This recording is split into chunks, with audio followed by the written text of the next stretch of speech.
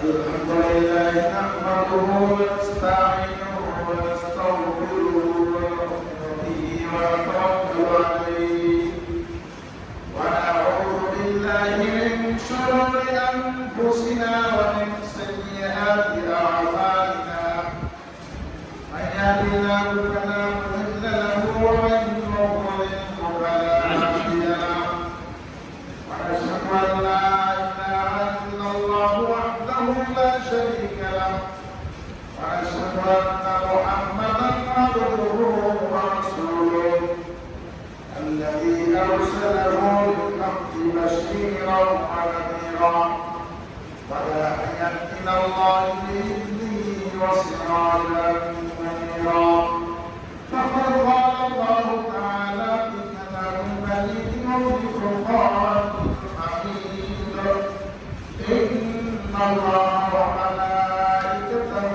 يصلون على النبي يا أيها الذين آمنوا صلوا عليه وسلموا تسليما اللهم صل على محمد وعلى آل محمد كما صليت على إبراهيم وعلى آل إبراهيم إنك حميد مجيد اللهم بارك على محمد وعلى آل محمد كما باركت على إبراهيم وعلى آل إبراهيم إنك حميد مجيد اللهم صل صلاة كاملة وسلم سلاما تاما على سيدنا محمد الذي تنحل بالعقد وتنفذ بالقرب وتقضى به الحوائج والأنابيب والرواتب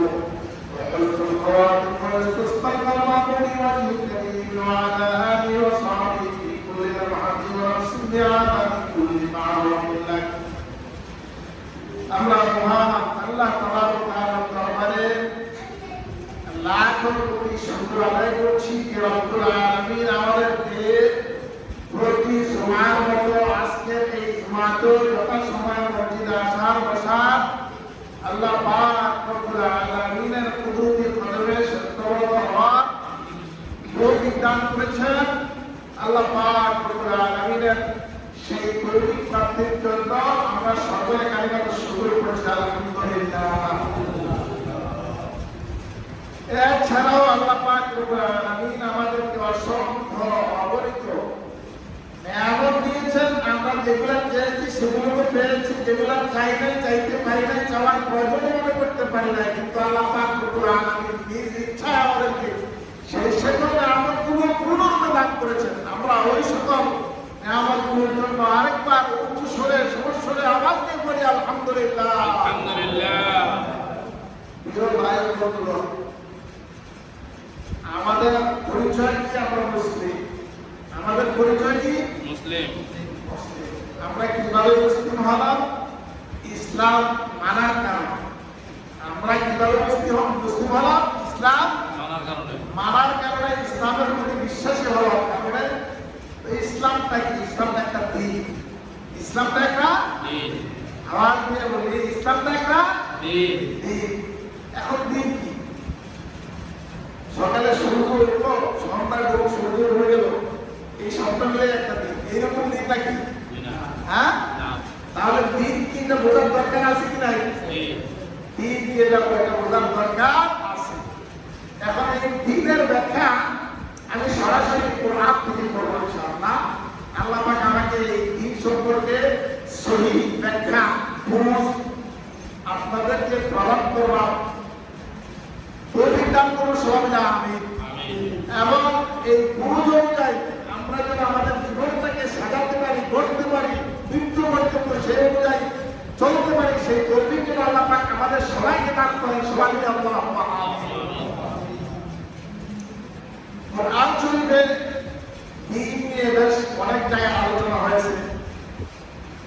এর মধ্যে প্রতিবার গুরুত্বপূর্ণ স্থান থেকে আমি দিনের ব্যাখ্যা প্রদান করার চেষ্টা করবো। আমার বাক্য ঘোষণা হলেন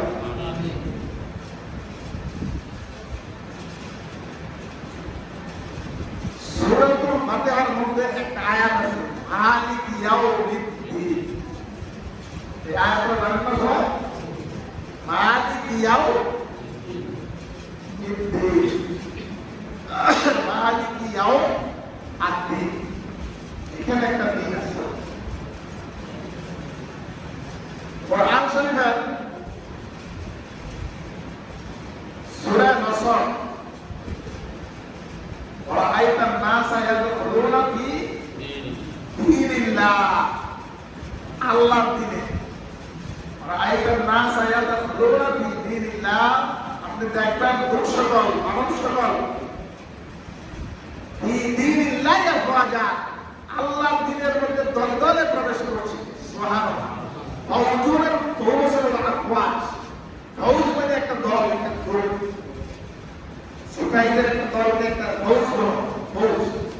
ফি দীনিল্লাহি আফওয়াজা, আপনি দেখেন হে রাসূল, আপনার আল্লাহর দ্বীনের মধ্যে মানুষ দলে দলে প্রবেশ করছে। এখানে সূরা নসরের মধ্যে একটা দিন পেলাম।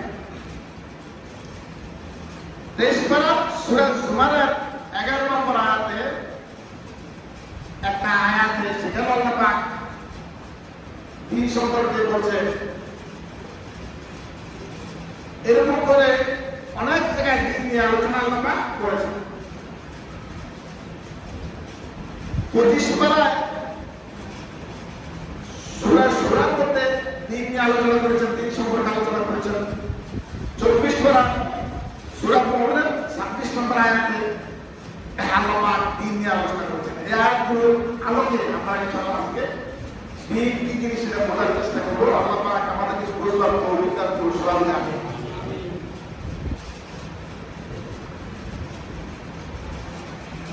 ফেরাউনকে যখন মুসা আলাইহিস সালাম দাওয়াত দিলেন, কিসের দাওয়াত দিলেন? কিসের দাওয়াত দিলেন? দিলেন। কিসের দাওয়াত দিলেন? দিলেন। তো ফেরাউন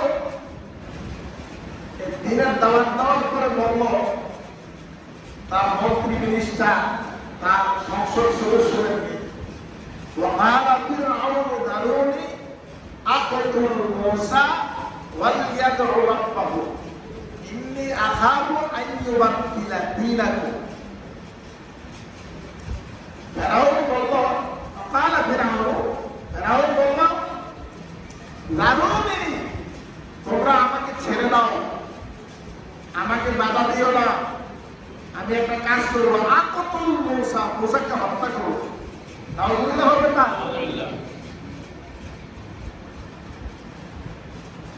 ওয়ালিয়াদউ রাব্বাহু, আমি যে তাকে হত্যা করবো সে তার রবকে ডেকে দেখো, আমি যে তাকে হত্যা করবো এই হত্যা থেকে তার রব তাকে বাঁচাইতে পারবে।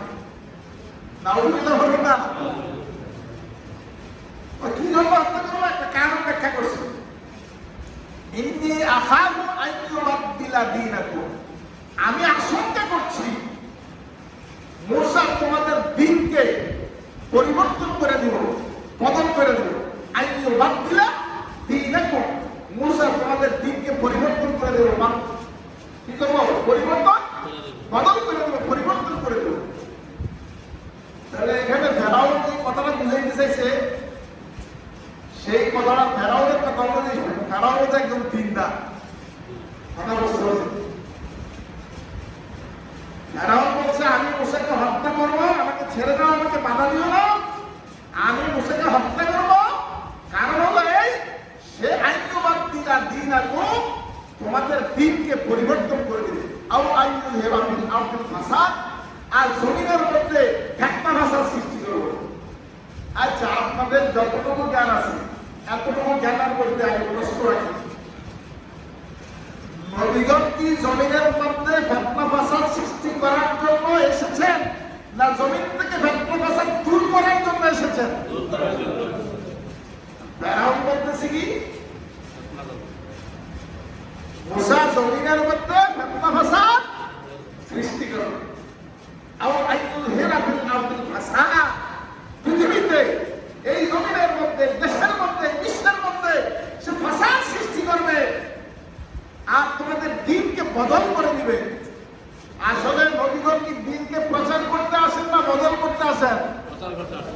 করতে আসে। তাহলে ফেরাউন যেই ভাষাদের কথা কইছে আর ফেরাউন যে দিন পরিবর্তনের কথা কইছে, এটা একটু ভালো করে বোঝার দরকার আছে না আমাদের?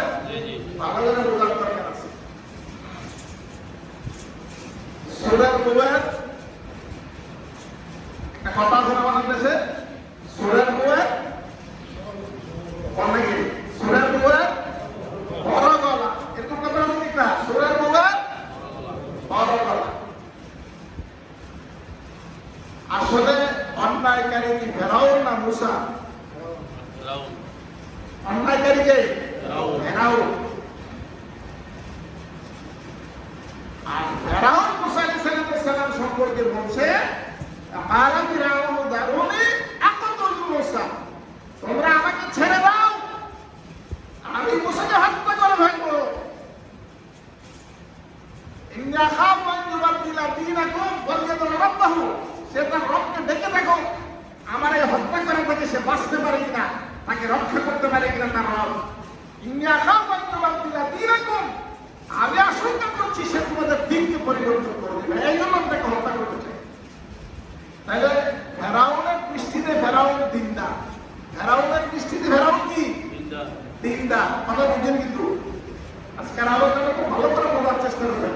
প্রয়োজন আমি আরো এক সপ্তাহ একই আলোচনা করবো, কিন্তু এই যে দিন বোঝার উপরে আমাদের ইমান পরকাল নির্ভরশীল। দিনটা বোঝার উপরে আমাদের ইমান পরকাল কি নির্ভরশীল। মানার ক্ষেত্রে আল্লাহ পাকের পক্ষ থেকে কিছু ছাড় আছে। সুবহানাল্লাহ, সুবহানাল্লাহ। মানার ক্ষেত্রে কিছু কি আছে? ছাড় আছে। উস্তাদ শিক্ষক হাজিরা কল করে, কি করে? হাজিরা কল করে, অমুক আইসি আইসি, এখন পড়ালে গেছে পড়াবেই বেশি মানে না, কয় স্যার আমি শিক্ষক বলো স্যার আমি জানটা দিয়ে পড়ছি স্যার, স্যার আমি জানটা দিয়ে পড়ছি, তা আমার পড়াটা বলতে হয়েছে না, পড়াটা ঠিক হয়েছে না। ওস্তাদে কিছু সার দেয় কি দেয় না? কথা বলার টাইম দেয় কি দেয় না? দেয়। তো হাজিরা কেন উপস্থিত নাই, এই ব্যাপারে কি আছে? শাস্তি আছে কি নাই? শাস্তি আছে। আমরা যদি দিনকে বুঝতে পারি, ইমানকে বুঝতে পারি, ইমানের উপর উঠতে পারি, তাহলে ইমানদার হাজিরা খাতায় আমাদের নামটা উঠে গেল। আমাদের ক্ষেত্রে কিছু ত্রুটি বিচ্ছুরি থাকলে আল্লাহ পাক চাইলে আমাদের ক্ষমা করে দিবেন। আর আমরা যদি আল্লাহর কাছে ক্ষমা চাই, তো তওবার দরজা আল্লাহ পাক আমাদের জন্য সদা সর্বদা খোলাই রেখেছেন, যেটা কি গত সপ্তাহে আলোচনা আমাদের শেষ হলো, আপনারা শুনেছেন। এখন ফেরাউনের দৃষ্টিতে মুসা আলাইহিস সালাম ফাসাদ সৃষ্টি করেন, দিন ধ্বংস করেন, দিন পরিবর্তন করেন। আসলে মুসা আলাইহিস সালাম আছে দিনের দাওয়াত দিতে, কারণ ফেরাউনকে দিন বদল করতে আসছে। আর কথা কাটটা দিকে ফেরাউনটা না মুসাটা? মাশাআল্লাহ, আপনারা আগে কিছু আইডেন্টিফাই আছে থাকার কারণে শোনার কারণে কথাটা বুঝতে পারে না। ফেরাউনের কি প্রকৃতির মানুষ ছিল এটাও কিছুটা জানেন কিনা তাদের বুঝতে পারছে।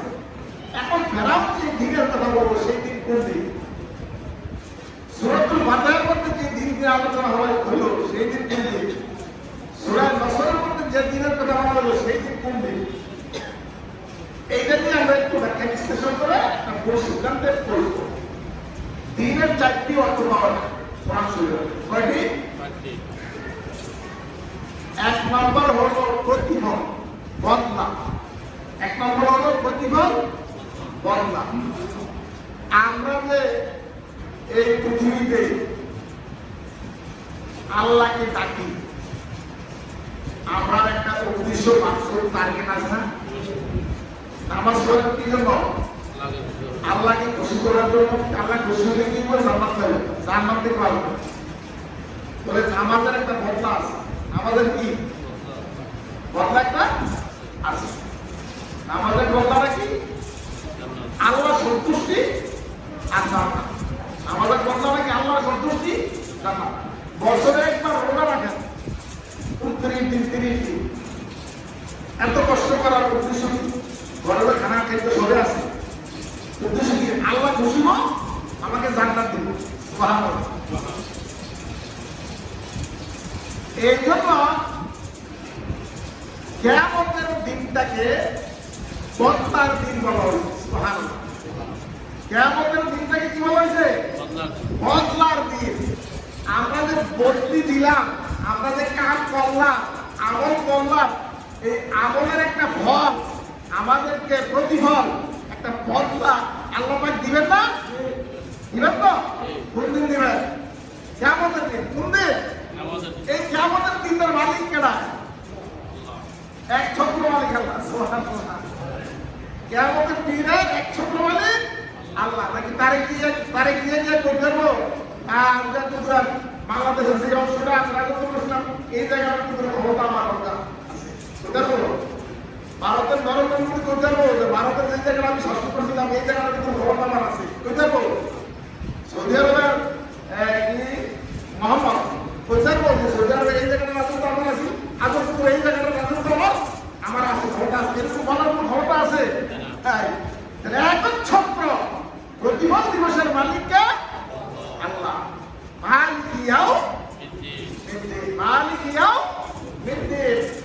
দিবসের প্রতিফল দিবসের মালিক একমাত্র কে? তাহলে এক অর্থ পাইলাম প্রতিফল, এক অর্থ পাইলাম কি? প্রতিফল। দিনের এক অর্থ পাইলাম কি? প্রতিফল, প্রতিদান। আচ্ছা, ফেরাউন যে দিনের কথা করলো সেই দিনের অর্থ হলো ফেরাউনের রাষ্ট্রের নিয়ম কানুন। ফেরাউনের রাষ্ট্রের নিয়ম কানুন। ফেরাউন তো রাষ্ট্রপ্রধান ছিল, এটা আপনারা জানেন না? ফেরাউন চিন্তা করলো মুসা বলতেছে লা ইলাহা ইল্লাল্লাহু, মুসা কালিমুল্লাহ। মুসা দাওয়াত কি লা ইলাহা ইল্লাল্লাহু, মুসা কালিমুল্লাহ। লা ইলাহা ইল্লাল্লাহ কে যে কথা বুঝাইতেছে মুসা, কিছুদিন পরে আর আমার রাষ্ট্র ক্ষমতা থাকতো না, এটা টিকতো না। যেহেতু কিছুদিন পরে আমার রাষ্ট্র ক্ষমতা টিকতো না, তাহলে এটা তো পরিবর্তন হয়ে যাবে। এই জন্য ফেরাউন এটা বুঝাইতে চাইছে মুসা যে দিনের কথা কইতেছে এটা আসল দিন না, আমি যেটার কথা কই এটা নকল দিন। আমি যেটা মুসারটা নকল দিন আর আমি যেটার কথা কই এটা আসল দিন। আসলে ফেরাউনের এই দাবিটা মিথ্যা না সত্য? মিথ্যা। এখানে দাবি মিথ্যা হোক আর যাই হোক, এখানে দিনের অর্থ রাষ্ট্রীয় বিধি ব্যবস্থা। কেন দিনের অর্থ কি? রাষ্ট্রীয় বিধি ব্যবস্থা। আমা উমিরু ইল্লা লিয়াবুদুল্লাহ মুখলিসিনা লাহুদ্দিন। এখানে একটা নি শব্দ আল্লাহ পাক ব্যবহার করেছেন। বলছেন তোমাদেরকে এছাড়া অন্য কোনো আদেশ করা হয় নাই যে তোমরা একনিষ্ঠতার সাথে আল্লাহর ইবাদত বন্দেগী করবে, তার দ্বীনকে খালিস করে আল্লাহর ইবাদত বন্দেগী করবে। এখানে দ্বীন বলতে আল্লাহ পাক রব্বুল আলামিনের ইবাদত বন্দেগী বলা হয়েছে। আমাদের দেশে বিভিন্ন বইয়ে দ্বীন শব্দের সাধারণ অর্থ লেগে ধর্ম। দ্বীন শব্দের সাধারণ অর্থ কি লেগে? ধর্ম। দ্বীন শব্দের সাধারণ অর্থ যে ধর্ম লেগে, এটা আসলে গতানুগতিক ভাবে ঠিক নয়। পৃথিবীতে যত ধর্ম আছে, অন্যান্য ধর্ম যেগুলা, এই গতানুগতিক ধর্মগুলো যেই রকম, ইসলাম দিনটা কি সেই রকম?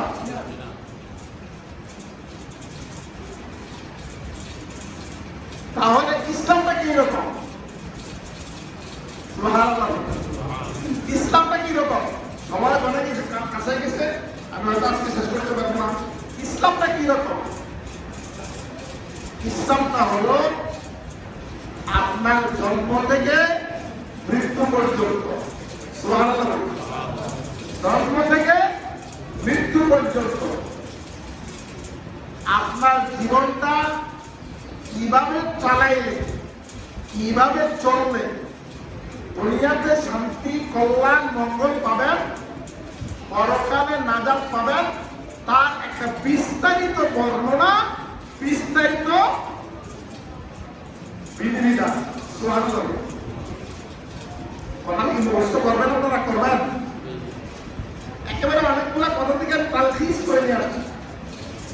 ইসলাম হলো আপনার জন্ম থেকে মৃত্যু পর্যন্ত আপনার এই পুরা জীবনটা কিভাবে চালাইলে আপনি দুনিয়াতে শান্তি কল্যাণ মঙ্গল প্রাপ্ত হবেন পাইবেন, পরকালে জাহান্নাম থেকে নাজাত পেয়ে জান্নাত লাভ করতে পারবেন, তার বিস্তারিত পুঙ্খানুপুঙ্খ পূর্ণাঙ্গ বর্ণনার নাম হলো ইসলাম। এটার নাম হলো কি? এটাকে যদি অন্যভাবে আর একটু সুন্দর করে বলি, ইসলাম হলো মানুষের জন্য একটা পূর্ণাঙ্গ জীবন ব্যবস্থার নাম। সুবহানাল্লাহ, কথাটা বলি আপনার কথাটা বলবেন। ইসলাম হলো গোটা মানব জাতির জন্য পূর্ণাঙ্গ একটা জীবন ব্যবস্থা। পূর্ণাঙ্গ কেমন হলো? পূর্ণাঙ্গ হয়তো একটা উদাহরণ দিয়ে শেষ করবো, ইনশাল্লাহ সামনের জীবনটা এই নিয়ে আর আলোচনা হবে। পূর্ণাঙ্গ কেমন হলো? আপনি নামাজ পড়তে আসছেন, আজকাল জুমার দিন ইমামের পেছনে কয় রাকাত জুমার নামাজ পড়বেন? 2 রাকাত। গতকালকা এই টাইমে যে নামাজটা পড়ছেন এই নামাজটা কয় রাকাত পড়ছেন? 4 রাকাত। আগামী দিনে আবার এই টাইমে যে নামাজটা পড়বেন এটা বলবেন কয় রাকাত? 4 রাকাত। গতকালকা 4 রাকাত পড়ছেন, আগামীকালও 4 রাকাত পড়বেন, আজকে 2 রাকাত। ধরাটা ব্যতিক্রম হয়ে গেল না? সপ্তাহ 6 দিনে 4 রাকাত করে পড়েন, আর আমি জুমার দিনে কয় রাকাত?